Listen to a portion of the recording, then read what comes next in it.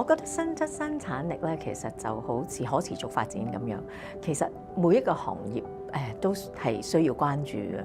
我哋要做到呢個成本效益啦，點樣可以幫個客戶去慳錢啦？即係譬如其中一個啦，就譬如點樣利用一啲新科技能夠節能減排。透過新質生產力咧，我哋希望我哋可以繼續成為企業嘅一個可持續發展嘅策略伙伴。大家好，歡迎收睇智庫通。新質生產力喺各行各業咧已經係發揮緊佢嘅影響力，去到環境顧問講緊環保工作啊，將來又會有啲乜嘢變化？今日要同兩位業內人士一齊傾下㗎。歡迎 Grace， 歡迎 Dennis。我哋成日都聽到啦，就係數字轉型啊，講緊嘅係咪要用一啲 AI 嘅數據或者分析去提升工作效率咧 ？Dennis。咁數字轉型咧入邊其實除咗 AI 之外啦，咁其實仲有其他嘅，譬如好似係一啲6G 嘅應用啊，一啲雲數據嘅應用啊，或者一啲係數字衍生啊，一啲唔同嘅一啲嘅新嘅嘢嘅，點樣去利用呢個嘅同一啲科技拍檔一齊合作咯。因為本身我哋就比較對環保方面嘅知識啊，或者我哋嘅之前嘅經驗咧，就比較多嘅。咁變咗要配合個轉型咧，我哋亦都要了解嗰啲新科技啦。咁所以我哋有唔同嘅科技嘅合作伙伴咯。咁我哋差唔多已經都有而家有40-50個科技伙伴嘅。我哋點樣合作咧？就係譬如可能我哋會係有啲新嘅一啲產品出嚟，係點樣去幫助到環保嘅，亦都譬如有一啲係一啲協同效應啊，有啲唔同嘅活動咧，去提升呢個公眾對環保嘅意識，科技嘅應用係教佢哋點樣去應用嘅嚇。咁其實呢30年嚟，我哋都睇到咧個行業個變化都好大嘅，即係由最初可能係比較着重係咪合規性啦，即係去到符合一啲法例嘅要求，去到幫我哋個客人譬如去到滿足政府嘅一啲法規嘅要求。咁到而家咧，我哋嘅客人可能一啲企業佢哋因為自發性自己亦都有一啲 ESG 嘅政策啦，又或者佢哋更加着重自己本身企業嘅可持續發展啊，咁就變咗更加市場主導啦。咁呢個係第一個睇到變化。咁第二個就係喺技術上邊咧，其實可能由最初我哋係比較着重去到減少一啲環境嘅影響做一啲環境嘅評估啦，到而家咧嗰個範圍就更加廣闊，同埋亦都係更加着重嗰個可持續發展。咁變咗就唔係淨係睇環境嘅因素，亦都會睇埋社會啊、管治啊等等嘅一啲要求喺裏邊啦。咁同埋因為嗰個範圍越嚟越廣闊咁變咗我哋需要應用嘅一啲技術咧，咁亦都會越嚟越多啦。咁特別就係喺數據嗰個 collection， 即係收集分析嗰方面咧，其實而家個大數據事實上亦都係我哋即係做環保同埋可持續發展裏邊一個好重要嘅一個範疇嚟嘅。但我想問下 Dennis， 點樣幫啲客戶去攞到一個平衡點咧？就係其實 ESG 大家就會知道係真係會做到一啲環保可持續嘅嘢，咁但係亦都要諗下個商業可行性、投資同回報啦，點樣可以兩邊都做得好？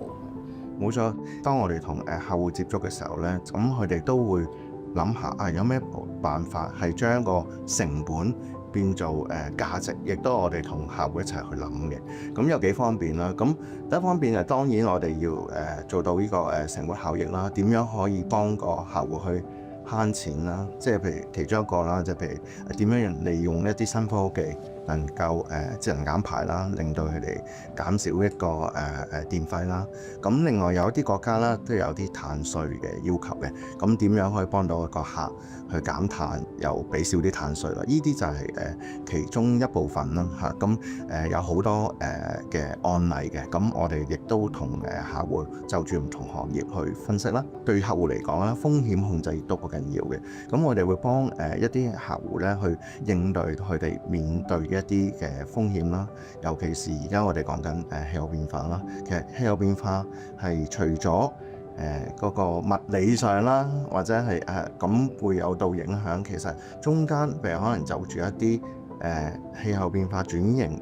而嗰個政府啊，或者一啲法規上咧有啲改變啊，咁我哋會同客戶溝通啦，咁可以就幫助佢制定一個減少風險、減少呢個財務損失嘅情況啦。咁除咗風險之外，其實我哋亦都會同個客戶睇下，會唔會氣候變化都係有機遇嘅。咁有啲新興嘅行業啦，譬如銀行嚟講。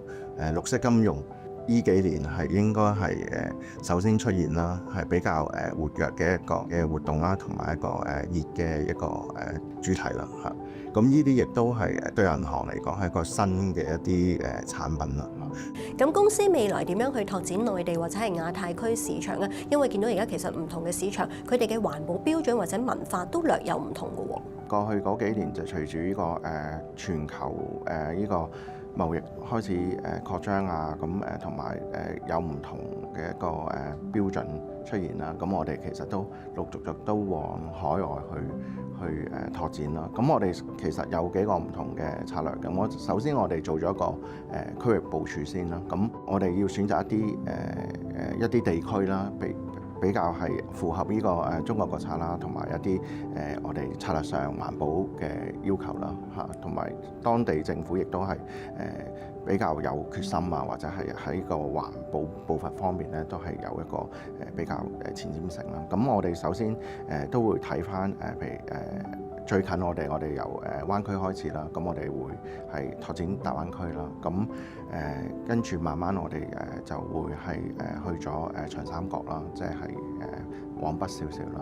咁喺海外嘅國家入邊咧，咁我哋選擇一啲一帶一路沿線嘅國家啦，近啲啦，即係亞洲開始先啦嚇，咁比較熟悉啦。咁譬如我哋而家有馬來西亞啦、泰國啦、印尼啦、越南啦、新加坡呢5個點嘅其實嚇，咁遠多少少咧，其實我哋都就住譬如而家同中東嘅關係都開始越嚟越密切啦。咁我哋都喺杜拜咧，亦都成立咗我哋嘅公司嘅。咁我哋有一個區域嘅板塊去開始行動啦。咁與之同時咧，咁其實我哋都會揀一啲多元化嘅服務範圍啦。咁我哋之前就係比較着重一啲建築嘅行業啦。咁但係其實陸陸續續我哋而家我哋客戶群就唔係淨係一啲開發商啊嘅。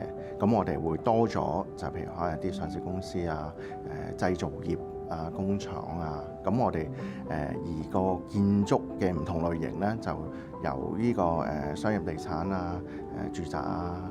咁數據中心啊、政府建築物，咁慢慢就拓展到一啲零碳工業園區啊、一啲數據中心、學校啊，有一啲唔同嘅一啲新嘅一啲方向咯。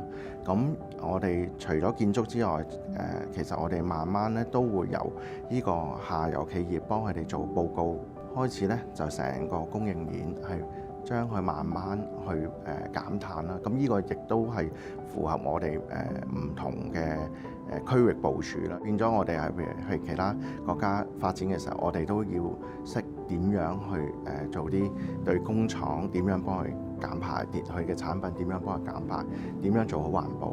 咁喺新質生產力一個長期嘅戰略底下，點樣可以幫助到行業升級呢？我覺得新質生產力咧，其實就好似可持續發展咁樣。其實每一個行業都係需要關注嘅。咁而喺我哋環保嘅行業裏邊啦，咁我哋就希望透過新質生產力咧，幫我哋達至3個核心嘅一個升級嘅方向啦。咁包括咧就係第一就係由以往嘅一個被動式嘅合規性咧，咁慢慢就成為一個主動式嘅一個價值創造。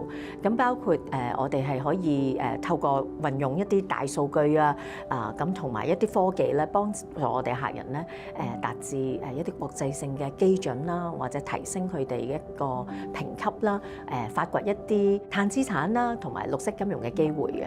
咁第二咧就係由以往嘅一啲單一嘅服務咧，咁成為一個更加全面集成化嘅一個解決方案。咁我哋會透過整合設計啦、評估啦、監測啦、匯報啦，去到幫助我哋嘅客人咧更加運用到一啲智慧嘅監測嘅系統咧，達至佢哋建築物嘅全生命週期嘅一個減碳嘅策略嘅。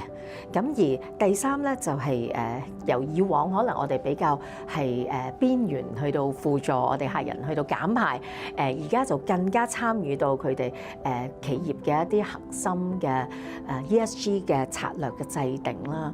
咁呢個亦都可以幫助佢哋去到更加好評估減緩佢哋一個氣候風險啦。咁甚至乎去找緊一啲氣候有關嘅一啲機遇嘅。咁而透過新質生產力咧，我哋希望我哋可以繼續成為企業嘅一個可持續發展嘅策略伙伴咯。